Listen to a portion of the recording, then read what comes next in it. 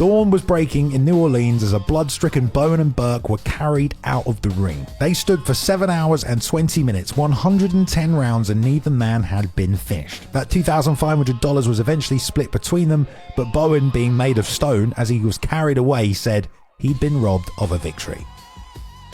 The extent of their injuries was shocking, albeit not that surprising. Burke had the worst of it. Both of his hands were shattered. His boxing career derailed, but he did come back and fight a few more times in the 1890s. But his hands never properly healed. He suffered permanent damage and passed away at 44 about 20 years later. Bowen, on the other hand, emerged in better shape. Apart from some bruises and a cut over his eye, he was just banged up. In fact, Bowen even returned to the ring 2 months later, and that fight went 85 rounds, another 5.5 hours. And Bowen won that one when his opponent couldn't continue. I mean, imagine thinking that's normal for your boxing career. But he definitely proved the nickname, the Iron Man of the South, was no exaggeration. Sadly though, he became a cautionary tale in another way. During a contest just 2 years later, he was knocked down to the canvas, a canvas that was mainly hardwood, and tragically, he never woke up, passing from a brain injury at just 27. He was a hero in New Orleans though, but his death was considered pretty haunting. After all, he'd endured a night of 110 rounds of boxing. One newspaper actually wrote, "The fistic carnival is over,